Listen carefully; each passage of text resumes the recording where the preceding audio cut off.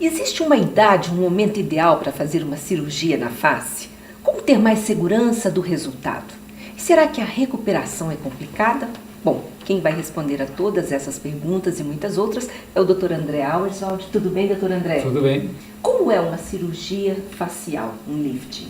Um lifting facial, ele envolve várias áreas do rosto, né? Então, essencialmente, para tratar bigode chinês, flacidez da bochecha, a cirurgia é feita um descolamento de pele e tratamento de musculatura dessa região.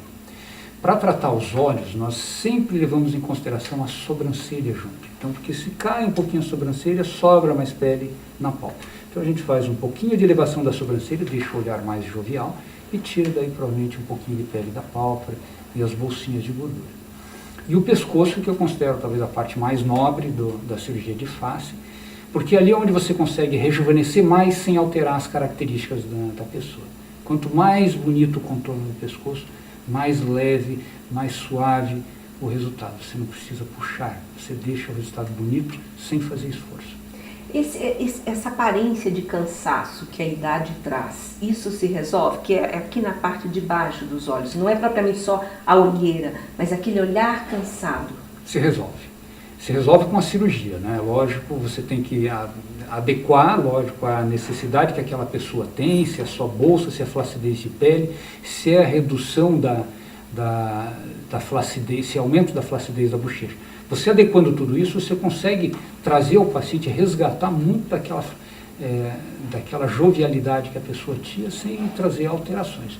O propósito da boa cirurgia plástica de rosto é trazer naturalidade, sabe? Esse é o principal propósito de uma cirurgia. Que quase não se perceba. Que não se se percebe que alguma coisa está diferente, mas não sabe o que. Aquela pessoa que não foi bem operada, todo mundo vê de longe. Uma pessoa bem operada, ela passa como se não tivesse feito uma cirurgia.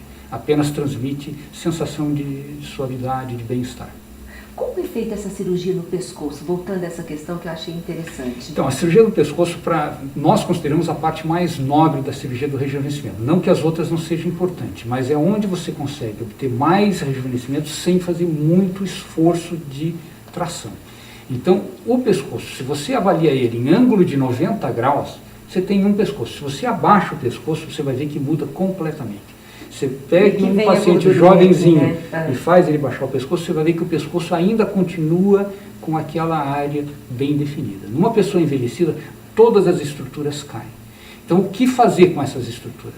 Faz um pequeno cortezinho debaixo do pescoço e ali você vai conseguir visualizar a gordura, um músculo superficial e os músculos profundos e, eventualmente, até um aumento da glândula que ocorre ao longo dos anos e que pode ser tratada também. Então, se você tratar cada uma das estruturas conforme a necessidade delas, quando você termina o rejuvenescimento do pescoço, você vai ter um resultado muito mais leve. É muito interessante porque a durabilidade desse resultado, estamos falando agora de durabilidade do resultado, é muito mais prolongada. Então, você tem um rejuvenescimento que vai funcionar por muitos anos. Eu não sei se os médicos chegam a tratar isso, mas enfim, quantos anos é possível rejuvenescer, doutor André? Uma cirurgia bem feita, a pessoa fica parecendo ter quantos anos menos? Olha, não há um critério, não existe exato, né? Não existe um estudo técnico, porque isso é uma coisa mais de observação, mas eu pergunto para os pacientes, tem pacientes que referem 10, 15 anos, já vi pacientes que tinham o pescoço muito envelhecido, pós-redução de peso, sabe, aquele pescoço caído, você tira toda aquela pele, arruma bem aquele pescocinho que estava todo caído aqui, o paciente chega a rejuvenescer quase 20 anos, mas em casos assim um pouco mais avançados. O ideal de fazer uma cirurgia não é esperar chegar nesse ponto para fazer a cirurgia. Eu ia perguntar isso, a idade. O ideal é que você faça um pouco antes, porque daí a cirurgia se torna menos perceptível. As pessoas, 40 anos, 45. Tem pacientes que operaram a cada 7, 10 anos, vão fazendo uma cirurgia, e ela passa por aí sem que seja percebido que ela fez a cirurgia. Você pode repetir mais de uma vez a cirurgia. Entendi.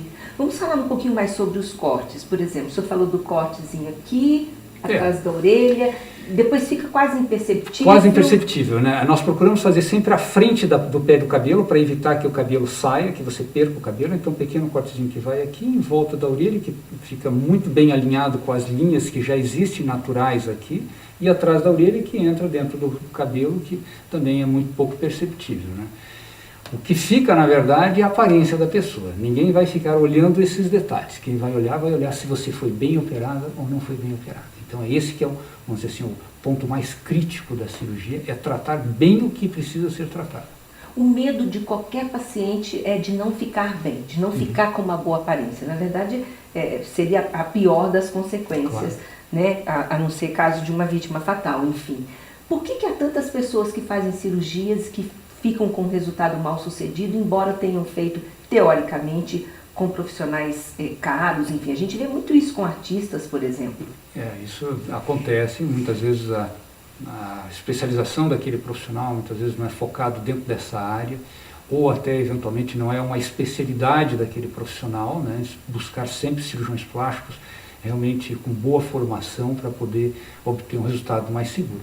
E tentar, antes de operar, fazer uma busca daquele profissional, como é o histórico dele, quais as pacientes que ele já pôde observar o resultado, para ter uma maior segurança. E por último, ir à entrevista com o profissional e sentir a empatia com o profissional. Acho que é muito importante essa empatia, criar aquele vínculo com o profissional, e ele poder ser bem claro, específico, e trazer para você tudo sobre aquilo que vai ser feito na sua cirurgia. Eu acho importante, quando eu vou procurar um profissional, eu quero aquele profissional mais transparente, não aquele que só me conte notícias boas, fotos lindas, aquele que fale a realidade, todos os lados de uma cirurgia. E é importante o paciente estar bem, doutor André, porque às vezes a pessoa não está bem internamente e a cirurgia nunca vai ter o resultado que ela quer, porque a cabeça não está boa. É importante, mas a autoestima, muitas vezes, você resgata com a cirurgia. Às vezes a pessoa está num momento de baixa estima e busca a cirurgia para resgatar, né? Resgatar a autoestima também não é imediato. Mas, por exemplo, uma das principais motivações para a cirurgia plástica é a separação. Quando você está em separação, você não está com a tua autoestima boa. Então, isso aí faz com que a pessoa busque muitas vezes o cirurgião plástico, porque é aquele momento da meia-idade, já começa a aparecer as situações que não tinha antes, e isso daí transforma a pessoa em uma pessoa depressiva. Se você consegue resgatar tudo isso, não é o que vai transformar a pessoa numa pessoa feliz, mas que é um auxílio você se olhar no espelho e se ver bem, e as pessoas chegarem para você e dizer, poxa, como você está bem, isso aí mexe com o ego da pessoa. Né? Aliás, dizer sem perceber que foi uma plástica, não é? Sem perceber, isso é o grande segredo. Eu acho que aí está realmente a grande, conquista que um cirurgião pode ter numa cirurgia de face, é justamente essa. Falando um pouco mais sobre as técnicas, né? Os fios absorvíveis, eles substituem uma cirurgia plástica? Não, o fio absorvível é uma técnica que não é nova, agora voltou a estar em voga novamente, mas há 10 anos atrás muita gente lembra que foi utilizada. É uma técnica transitória. O fio, esses fios que estão sendo utilizados hoje são fios de material absorvível, que você coloca ele por baixo da pele, ele reposiciona um pouco a musculatura. Mas ele tem um efeito transitório, em torno de 6, 8 meses, e aí aproximadamente isso ele já se dissolve e grande parte do resultado se desfaz. É uma técnica cara, os fios são caros, não são muito baratos, e isso não substitui aquilo que a cirurgia faz, que abre, reposiciona a musculatura, trata o pescoço profundamente. É uma cirurgia completamente diferente, não dá para se trazer traçar um paralelo entre eles. E o que é mais importante, né? Se você fizer o tratamento com o fio, você pode posteriormente fazer a cirurgia plástica, então não impede que você venha a fazer a cirurgia plástica. Vamos falar um pouquinho sobre recuperação? A recuperação é complicada, porque se a gente olhar para as imagens, eu confesso, quem é leigo acha muito estranho tudo aquilo. Mas enfim, o que o senhor pode dizer aos pacientes para que fiquem calmos? Eu acho que a cirurgia plástica tem que estar preparado, por isso que eu digo que a entrevista e a franqueza do profissional em relação à cirurgia, não mostrar isso apenas como, um passe de mágica, que você vai entrar ali e já sair linda e bela. Sim. Não, você tem um processo de recuperação. É uma cirurgia, envolve uma anestesia geral, com anestesia local. Você fica internado 1 ou 2 dias, dependendo da técnica que vai ser utilizada. Tem um pós-operatório com inchaços, com roxinhos, com todo aquele processo normal, que é realmente a transformação daquilo que você não gostava mais para aquilo que você quer. Então, é um processo gradativo que, em média, a gente considera 15 a 20 dias para o retorno ao convívio social e profissional, né? Agora, quando o senhor falou dos roxinhos, tem uma técnica para evitar, para controlar pelo menos os hematomas, não é? Tem. Então, uma das complicações mais importantes que a gente considera na cirurgia plástica facial é o hematoma, né? Você descola a pele, entre a pele e o músculo, ali pode juntar sangue. Se juntar muito sangue, você vai ficar muito inchada. Aí vai ficar inchado e o inchaço incomoda. Se você não tem nada que se junte entre a pele e o músculo, ali a recuperação vai ser muito rápida. Então existe uma técnica que se chama rede hemostática, que são pontos que você aplica sobre a pele e grudam no músculo e que evitam que você forme essa camada de sangue e a recuperação é mais rápida. Mas não é a única forma de você tratar. Existe também a cola biológica, existe o uso dos drenos, cada profissional vai usar aquilo que acha que é mais adequado na sua experiência. A indicação, se é um lifting completo, se é mini lifting, isso vai depender do estado da pessoa, nem só a idade, né? A idade não... Eu acho que aí entra esse quesito, saber qual é o momento de você operar, né? Eu acho que operar tem o lado, lógico, técnico, que você vai ver a questão genética, pessoas de origem europeia envelhecem mais rápido, os negros e orientais envelhecem mais tardiamente. Qualidade da pele, se a pessoa fumou, se ela tomou muito sol, estrutura esquelética, medicamentos que possam ter tomado ao longo da vida, que alteram também a qualidade da pele. Tudo isso vai ser analisado em conjunto e você vê o indivíduo. Eu já tive pacientes muito jovens que estavam extremamente envelhecidas. E a autoestima, lógico, lá embaixo. Então, você pode indicar mais precocemente uma cirurgia nesse momento? Pode. Por quê? Porque as características daquele indivíduo são adequadas para uma cirurgia. Doutor André, os homens também têm feito mais plástica facial? Tem, bastante. Hoje a gente a vaidade dos homens também. Eu acho que o homem tem a vaidade e tem o lado profissional também, sabe? Bem o homem é muitas vezes julgado pela sua aparência. Você vê uma pessoa muito envelhecida, parece que você já não corresponde a uma pessoa atualizada, né? E tem muitos profissionais de altíssimo gabarito que se sentem, às vezes, julgados de uma forma incorreta por causa da sua aparência. Então, a plástica vai muito bem para esses profissionais, essas pessoas, ou mesmo pela própria vaidade do paciente que quer se sentir melhor. Vamos falar um pouquinho sobre a cirurgia de pálpebra. Como ela é vista? A cirurgia de pálpebra, vamos dizer, entra no contexto dos 3 terços da cirurgia da face. Terço superior, que é a testa e pálpebra, terço médio, que é as bochechas e bigode chinês, e o pescoço, que é o terço inferior. De forma geral, quando a gente faz uma plástica, a gente procura abranger os 3 terços e fazer uma cirurgia muito mais harmoniosa, mais agradável, e você vê o rosto como um todo. A cirurgia de pálpebra, especificamente, ela visa tratar esse excesso de pele da pálpebra e a sobra de pele da pálpebra inferior, com ou sem bolsinhas de gordura. Tá? A pálpebra inferior, vamos falar agora um quesito que eu acho muito importante. Cuidado, né? Não se deve tirar muita pele da pálpebra inferior. Ah, doutor, mas sobrou um pouquinho de pele. É melhor que sobre do que falte. Tá? Então, você pode fazer essa escolha no momento da cirurgia. Porque esse ligamento que segura a pálpebra inferior ele é muito fininho em alguns pacientes. E às vezes, quando você tira um pouquinho de pele no paciente com o ligamento fino, o olho tende a abrir um pouco. E isso dá um grau de envelhecimento em vez de melhora para o paciente. Então, é preferível sobrar um pouquinho de pele do que faltar. Ah, então meu pé de galinha vai ficar? Eu ia perguntar. Vai, em parte vai. Fique com o pé de galinha mesmo. É preferível que você fique com o rosto bonito, rejuvenescido e que tenha uma expressão na hora de sorrir, do que você fique com o olho aberto e tirou o pé de galinha. Aí não existe, sabe, um meio termo que possa ser muito adequado, que junte as duas opções. Então, se ficou um pouquinho de sobra de quando você contrai aqui o pé de galinha, você pode aplicar umas gotinhas de botox no pós-operatório, não há nenhum demérito e você consegue um rejuvenescimento mais bonito e mais seguro, evitando grandes transformações da pálpebra inferior. Às vezes a gente observa também a sobrancelha muito arcada, muito alta. Isso pode se evitar com certeza, né? Pode. É muito raro esse aspecto. É mais frequente você ter a sobrancelha muito baixa e não ter sido tratada a sobrancelha. Isso é mais frequente. A sobrancelha muito alta, quando se faziam grandes ressecções de pele para levantar a sobrancelha, hoje existem técnicas novas que não tiram mais a pele. Então existem outras alternativas que podem ser feitas para o levantamento da sobrancelha. Aí vai a pesquisa do profissional, do paciente, em busca daquilo que ele deseja, né? Mas a sobrancelha arqueada para baixo, ela é um estigma de tristeza. Então, o que você faz na cirurgia? Você vai reposicionar um pouquinho para cima. O quanto? Bom senso do profissional.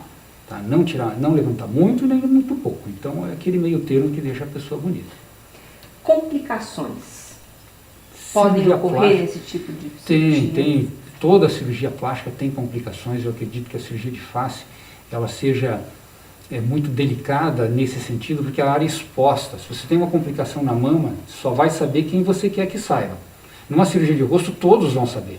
Então, existem vários tipos de complicações. O principal a gente considera o hematoma, que é formação de sangue debaixo da pele. Geralmente é por agitação do paciente que não colabora muito no pós-operatório, e ele mesmo gera esse tipo de complicação. Mas a rede, aqueles pontos que a gente falou, evita em quase 100% dos casos esse tipo de complicação nas primeiras 48 horas. Aí existem outros tipos de complicações, por exemplo, ficar a boca com o lábio um pouquinho torto um período de tempo, que às vezes você traumatiza o nervo na hora de dar os pontinhos, recupera em média com 90 dias. Pequenas assimetrias, doutor, um lado está diferente do outro. Você mostra a foto do antes, já era. Só que depois da cirurgia, você fica horas se olhando no espelho e começa a ver coisas que você não via. Eu olhando para você agora, a tua sobrancelha esquerda é mais baixa que a direita. Talvez você nunca tenha visto isso, mas se depois da cirurgia você vai perceber. Assimetrias que já são naturais da pessoa, normalmente persistem depois da cirurgia, sabe? Outras situações, tipo infecção, também é muito raro. Fibroses, aquelas fibrosezinhas, roxinhas, hematomas, são normais depois de uma cirurgia. Pode ocorrer em maior ou menor intensidade, depende do nível de sangramento na hora da cirurgia. Algumas pessoas sangram mais. Mas aí vem a fisioterapia, as medicações, e isso faz com que isso tudo se resolva ao longo do tempo. Resultado, né? Vamos dizer, poxa, mas doutor, e quando que eu vou ter o resultado? Tem um casamento, tem uma festa, tem um aniversário, tem uma formatura. E a gente recomenda que não seja muito próximo do evento. Pelo menos quanto tempo? Eu considero que talvez uns 3 meses seja assim, dentro de um limite mínimo que você poderia fazer, máximo que você poderia fazer uma cirurgia. E o resultado final mesmo? É em torno de 8 meses, 1 ano. Com 3 meses você já se vê bem, você já está bonita, você já está mais bem acabado, os inchaços bem menos perceptíveis. Mas vai finalizar mesmo depois de um período de tempo um pouco mais prolongado. Tá, eu quero só fazer um parênteses nessa questão da simetria, porque isso é muito comum, né, doutor André? Muito comum. O rosto totalmente simétrico, ele é mais difícil, né? O que é um rosto bonito, um rosto harmonioso? Olha, isso são critérios de beleza que já se tentou definir tecnicamente e foi... Fala-se na simetria entre um lado e outro, tem a ver? Tem, a simetria é um dos quesitos de beleza, mas você pode ser uma pessoa simétrica sem beleza. Tá? Então não é só a simetria, é um conjunto de situações que fazem com que o rosto seja bonito. A simetria, ela depende não só da parte mole, ela depende da parte óssea. Se você tirar tudo, deixar só o osso, só a parte esquelética, se comparar um lado do outro, você vai ver que existe um osso de um lado menor e o outro lado maior. Que na formação embriológica um lado se gruda com o outro, né? Então, só que um lado é diferente do outro. Então existem situações que podem deixar um lado um pouco diferente do outro. Entendi. Bom, pode-se fazer plástica na face após a aplicação de botox ou preenchimento? Pode. Botox não interfere numa cirurgia plástica. Você pode ter aplicado botox e em seguida fazer. Preenchimento já, se você fez um preenchimento um pouco excessivo ou causou algum inchaço, é melhor que espere o inchaço desaparecer para daí fazer a cirurgia plástica. Agora, falando em preenchimento resolve todos os problemas? Pois é. Não. Botox, preenchimento em pessoas com flacidez não resolve. Ao contrário, às vezes até descaracteriza a pessoa, fica com o rosto mais inchado, porque a flacidez persiste. Então o profissional que vai fazer o preenchimento, ele tem que saber o limite. Até aqui você pode preencher, a partir daqui o preenchimento não vai te trazer um bem-estar, vai te trazer uma sensação de rosto mais inchado e pesado. Isso você vê. A gente vê muito inclusive na televisão, doutor André, né? Pessoas com boca estranha. Isso é preenchimento. Exatamente. Muito comum entre atores, que enfim. não foi usado o bom senso, né? Então, aí passou do limite. Tá. Bom, deixa-me entender um pouquinho mais. A cirurgia de face trata a pele e o que mais? Então, só para ficar bem claro. Isso é bem importante essa pergunta, porque pode se parecer que a cirurgia plástica você faz um pequeno descolamento e puxa a pele. Não. A cirurgia de plástica moderna, isso valeu para anos atrás, mas a cirurgia plástica moderna você descola a pele, visualiza tudo que está mudado e fora do lugar. Por exemplo, vamos supor que a musculatura está caída. Você pega, puxa a musculatura, coloca ela no lugar e daí acomoda a pele. Então fica um resultado muito mais agradável. Quando você olha para a pessoa, você olha com aquele rosto leve, suave, sem cara de cirurgia. Se você só puxa a pele e o músculo não foi tratado, então fica aquele rosto que tem alguma coisa errada. É como eu e você puxarmos um lençol, sabe, cada um numa ponta e deixar um peso em cima. Nós puxamos, mas tem alguma coisa ainda pesando para baixo. Esse peso seria o músculo. Então se você vai lá e trata esse músculo, tira aquele peso de cima do lençol, quando você puxa fica bonito. Então é uma coisa assim bem interessante, funciona muito bem na cirurgia facial. Isso para bochechas. Pescoço, idem. Só que o pescoço é mais complexo, ele envolve mais estruturas. E aí você tem que ter um conhecimento técnico, tem que ter bastante formação para fazer uma cirurgia bem adequada para o contorno, que a gente considera a parte mais crítica e em termos de rejuvenescimento, para que não haja tanta alteração nas características do indivíduo. É uma cirurgia dolorosa, não? A recuperação? De forma geral, o que mais dói numa cirurgia de face é a coluna. A coluna? É, engraçado. Por quê? Porque você fica acamada numa posição que você não está acostumado. E você, por um período de tempo, nos 7 primeiros dias, não pode virar com o rosto no travesseiro, você está operado. Então você tem que dormir numa posição que você habitualmente não dorme. E o que dói? A coluna. Quando você faz uma viagem longa de avião, o que mais dói? E a coluna, você não está acostumado a deitar naquela posição por muito tempo, ou ficar sentado por muito tempo, a coluna começa a doer. Então, quem faz a cirurgia reclama mais da dor na coluna do que propriamente dos outros encontros. Mas é lógico, tem uma sensação de pressão, na hora de deglutir sente uma certa dificuldade. Esse processo de incômodo ele é transitório e os medicamentos auxiliam muito nesse conforto. Bom, para a gente encerrar então, de um modo geral, os pacientes ficam muito satisfeitos com o resultado de uma cirurgia facial, de uma plástica? Eu acho que a cirurgia facial, dentre todas, como a gente já mencionou talvez na cirurgia de abdômen anteriormente, né, a gente tem um grau de satisfação muito elevado depois que os inchaços ocorreram. No começo existe o período da angústia. Doutor, eu não estou me sentindo bem, calma que tudo vai se encaixar. Mas daí a cada dia que vai se passando, os inchaços vão se dissolvendo, as fibroses se dissolvendo, e aí vem aquela beleza do resultado que a pessoa sempre desejou. Né? Então é esse o propósito, e eu acho que o grau de satisfação que nós temos no nosso consultório é muito elevado. Lógico que você não consegue atender 100% das pessoas, existem outros fatores também emocionais envolvidos numa cirurgia de face que podem interferir na interpretação do resultado, você entende? Eu posso mostrar um quadro bonito para 10 pessoas e ter 10 notas diferentes. Não vão ver da mesma forma. Não vão ver da mesma forma. Eu posso fazer uma plástica bonita e interpretações distintas do mesmo resultado. Mas o propósito da cirurgia que nós temos é de fazer o melhor. O que eu tenho em mente na hora que eu estou dentro daquele centro cirúrgico é de fazer o melhor que eu possa por essa pessoa. Porque eu sei que tudo que eu fizer por ele vai repercutir depois dentro do nosso relacionamento pós-operatório. Então o objetivo é fazer sempre o melhor possível. Né? Obrigada, então, por esclarecer as principais dúvidas e questões sobre a cirurgia facial.